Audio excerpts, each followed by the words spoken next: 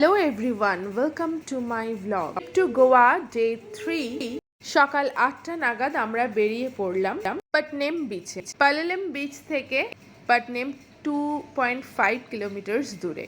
ওই দিন আমরা প্ল্যান করেছিলাম যে আমরা নেত্রভ্যালিতে যাব। নেত্রভ্যালিতে যাওয়ার আগে এই বিচটা ঘুরে যাওয়ার ছিল, কারণ এটা অনেক কাছে আর আমাদের ঘোরাও হয়নি। খুব পরিষ্কার আর শান্ত বিচ, অনেক পাখিও দেখলাম। তারপর এখান থেকে কিছুক্ষণ সময় কাটিয়ে আমরা নেত্রভ্যালির উদ্দেশ্যে রওনা দিলাম।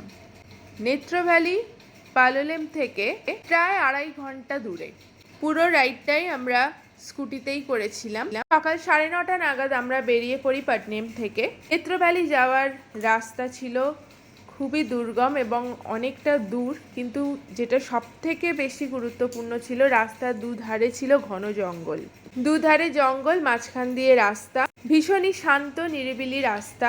জনবসতি খুবই কম, প্রায় নেই বললেই চলে, আর যদিও বা ছিল সেটা অনেকটা দূরে দূরে। বিশেষ করে জঙ্গল যখন আমরা পেরোই, প্রতিটা জঙ্গলগুলো একেবারেই জনবসতিহীন ছিল। যখন আমরা আমাদের মূল ডেস্টিনেশনে পৌঁছই, তার আশেপাশে কিছু গ্রাম আমাদের চোখে পড়ে, বা যাওয়ার পথেও মাঝে মাঝে একটা দুটো বাড়ি আমরা পেয়েছি, কিন্তু সেটা খুবই কম। পুরোটাই ঘন জঙ্গলে ঘেরা এবং পাহাড়ে ঘেরা। প্রথমেই আমরা গিয়েছিলাম বাবল লেকে, যেটাকে বুদবুদ লেকও বলা হয়। গোপীনাথ মন্দিরের ভেতরেই এই লেকটা রয়েছে। গোপীনাথ মন্দিরও ভীষণই নিরিবিলি শান্ত একটা জায়গা। একজন দুজন লোকাল ট্যুরিস্ট ছাড়া আমরা কাউকেই দেখতে পাইনি ওখানে। যাওয়ার পথে এই সুন্দর সুন্দর ফুলের গাছগুলো সত্যিই আমাদের মন জয় করেছিল। বাবল লেকে পৌঁছই এবং সেখানে গিয়ে দেখি যে সত্যি জলের মধ্যে থেকে বাবল দেখা যাচ্ছে, বুদবুদ দেখা যাচ্ছে, যেটা সত্যিই অবাক করার মতো। দু একজন লোকাল ট্যুরিস্ট বলল যে হাততালি দিলে নাকি বাবল দেখা যায়, তো আমরাও যথারীতি হাততালি দিচ্ছিলাম বাবল দেখার জন্য। যদিও আমরা এখানে বেশি সময় কাটাইনি, কারণ আমাদের আরও অনেকটা পথ যাওয়ার ছিল। নেত্রভ্যালিতে ওয়াটারফল রয়েছে, এছাড়া রয়েছে স্ট্রবেরির ক্ষেত। ওয়াটারফল দেখার ইচ্ছে থাকলেও সেটা সম্ভব হলো না, কিন্তু যাওয়ার পথেই আমাদের একটা ওয়াটারফল চোখে পড়লো। সেটা হলো বামনবোড়া ওয়াটারফল। এই ওয়াটারফলটা খুবই ছোট, কিন্তু অসাধারণ লাগছিল এখানকার প্রাকৃতিক দৃশ্য। এখান থেকে আমরা খুব তাড়াতাড়ি বেরিয়ে যাই কিছুক্ষণ অপেক্ষা করে।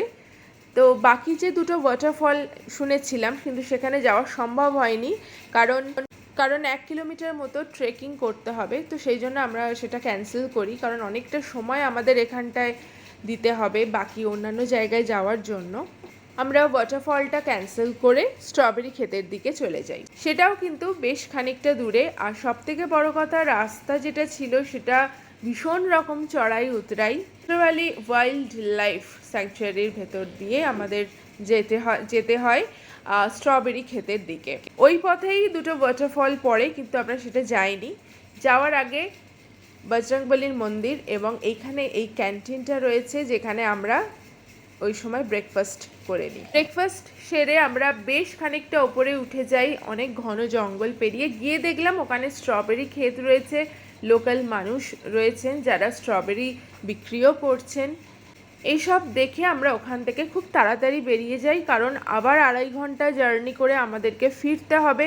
দুপুরের লাঞ্চও তখন করা হয়নি। তো আমরা মোটামুটি 2:30 থেকে 3টের মধ্যে ফিরে আসি আগন্ডাতে।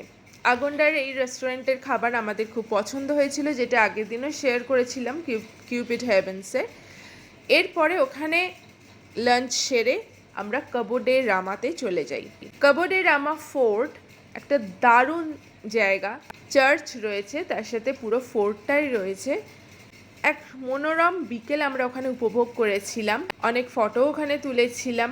এরপর এখান থেকে বেরিয়ে কেপ গোয়ায় যাই। কেপ গোয়া রেস্টুরেন্ট, বাট ওখানটার যে লোকেশন, বিশেষ করে সানসেটের টাইমটা খুবই সুন্দর। সানসেটের টাইমটা আমরা ওখানটাই কাটাই, কিছু ছবিও তুলি। তারপর সন্ধ্যে নামার সাথে সাথে আমরা ওখান থেকে বেরিয়ে যাই, কারণ এখান থেকে ফিরতেও আমাদের প্রায় 40 মিনিট মতন সময় লাগবে। আমরা যেহেতু পালোলেমে স্টে করছিলাম, কিন্তু ডিনারটা আমরা আগন্ডাতেই করে নেবো বলে আমরা আগন্ডাতে নামি। তারপর ওখান থেকে আমরা ডিনার করে আমাদের হোটেলে পৌঁছে যাই। ফিরে আসবো নতুন ব্লগ নিয়ে। সবাই ভালো থেকো, সঙ্গে থেকো। টাটা।